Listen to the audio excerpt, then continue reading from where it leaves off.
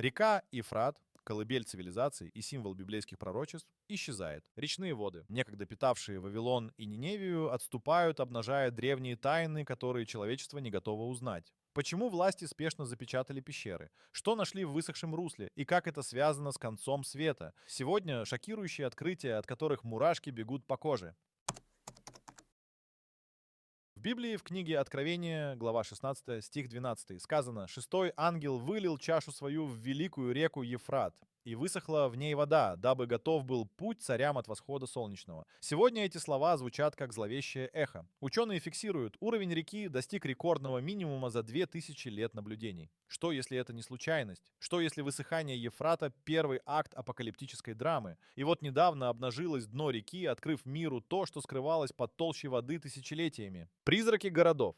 Руины поселений возрастом 3000 лет с каменными стенами, украшенными символами крылатых быков. Загадочные артефакты, глиняные таблички с клинописью, которые даже шумерологи не могут расшифровать. На одной из них изображена река, перечеркнутая молнией, и люди, бегущие к горам.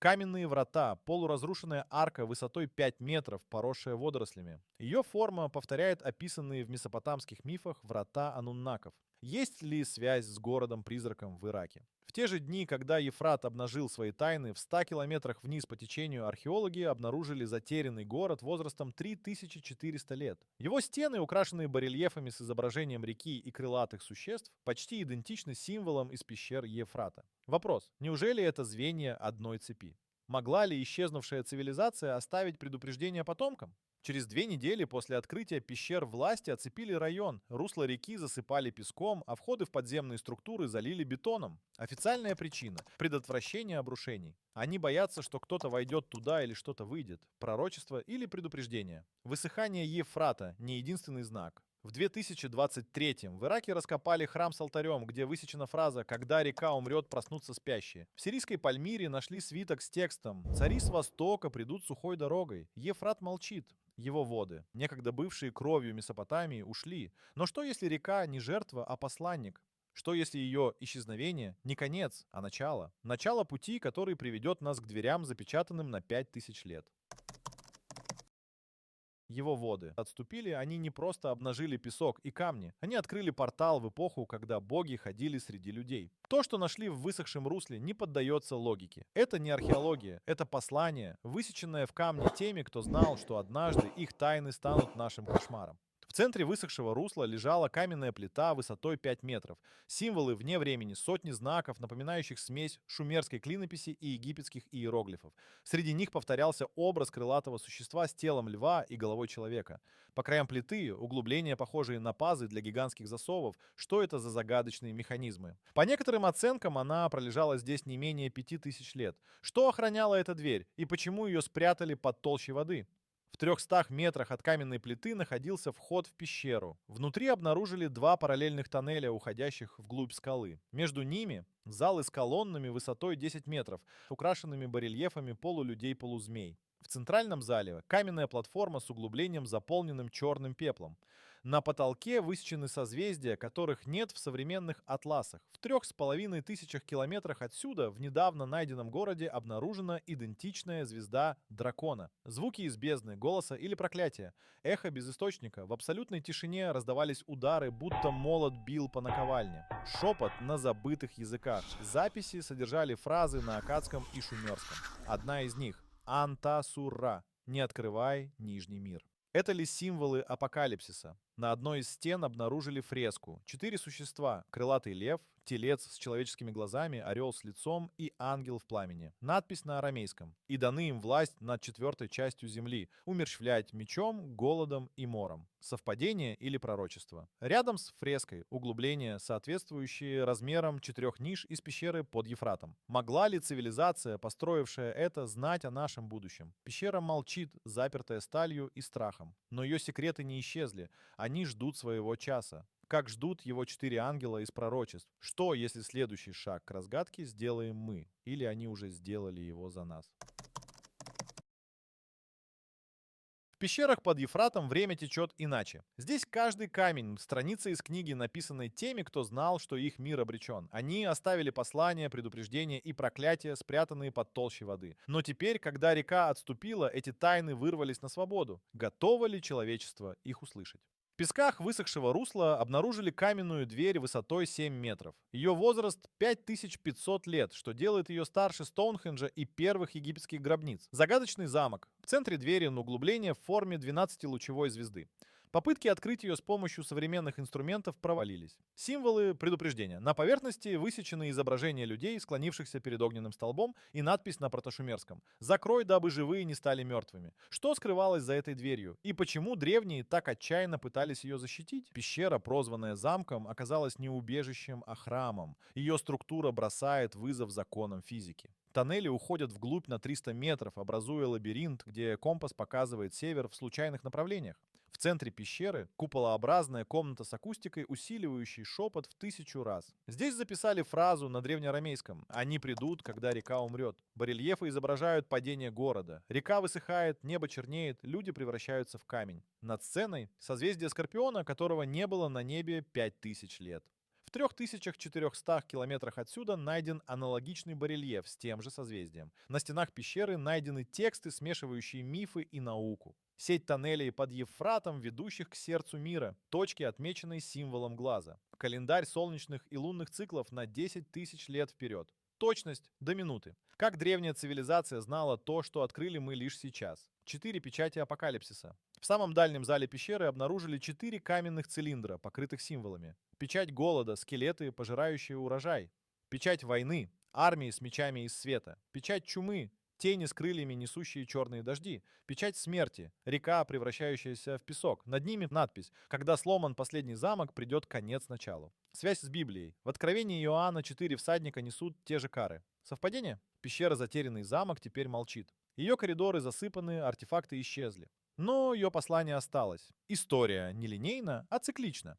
И наш цикл, возможно, близится к концу. Что, если следующий акт этой драмы уже начался? И что, если мы те, кто не слышит?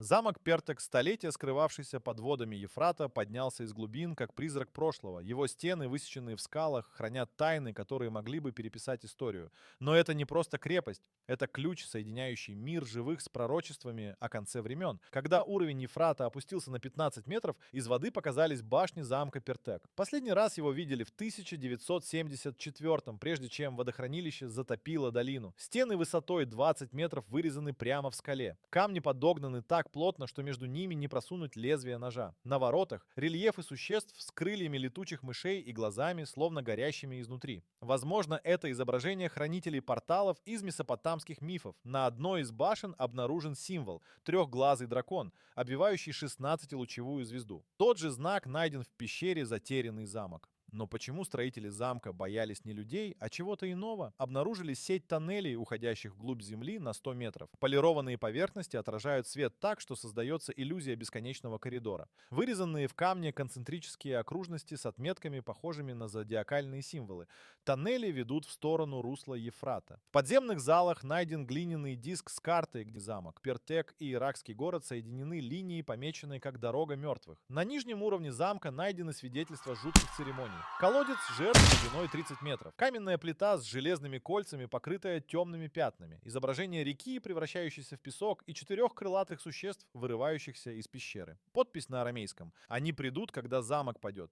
Неужели древние пытались предотвратить то, что мы называем апокалипсисом? В часовне замка обнаружили мозаику, потрясающе точную иллюстрацию Откровения Иоанна. 4 фигуры: крылатый лев, телец с огненными глазами, человек с мечом из света и орел с лицом скорби. Река Ефрат изображена как нить, связывающая их ноги. Надпись: «И дано им удерживать ветры земли, чтобы не дул ветер ни на землю, ни на море». В руках существ обрывки железных цепей. Рядом с мозаикой 4 пустых ниши, точно соответствующих размерам пещерных клеток под Ефратом. Пророчество о 4 ангелах, связанных у реки, теперь обретает физическую форму. Что, если следующий акт этой древней драмы уже начался? И что, если мы те, кто нечаянно поднял занавес?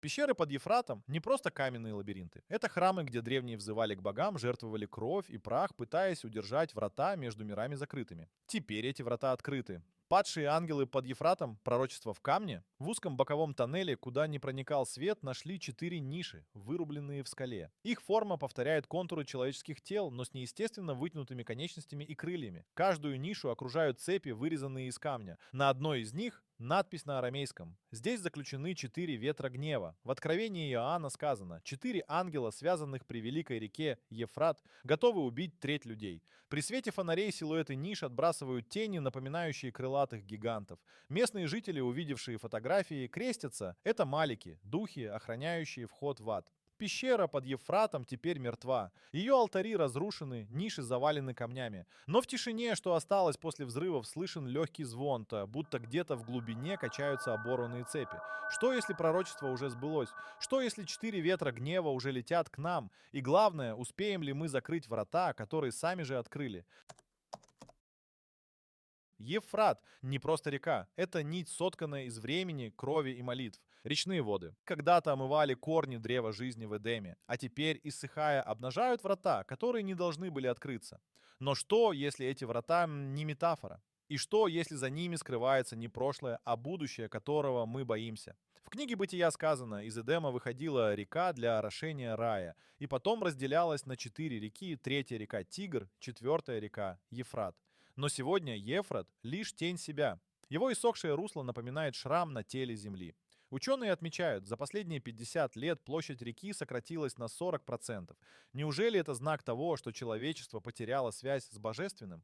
На берегах Ефрата рождались и умирали империи: Шумер, Вавилон, Ассирия. Теперь их руины, как кости древних гигантов, торчат из песка.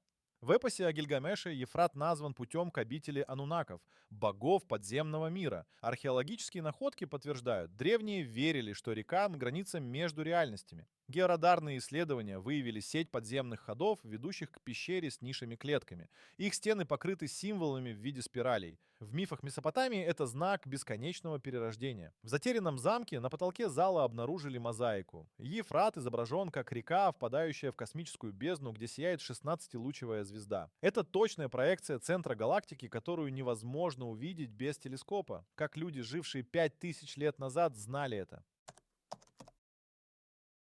Ефрат был дорогой богов, мостом между жизнью и смертью. Теперь, когда этот мост рушится, что ждет нас по ту сторону? Возвращение древних сил, о которых писали пророки? Или мы сами стали теми, кто разорвал печати апокалипсиса? Пока вы смотрите этот ролик, где-то под песками Месопотамии тикают часы, отсчитывающие время до конца. И главное, чьи это часы? Наши или тех, кто ждал тысячелетия? Река продолжает исчезать. Бетон трескается, а в тишине пустыни, если прислушаться, можно услышать, как ветер шепчет слова из древнего свитка. Что скрывают власти? Почему замок Пертек снова под водой? И неужели мы, поколение, которое увидит конец, предсказанный тысячелетия назад? Надеемся, что история нам их покажет.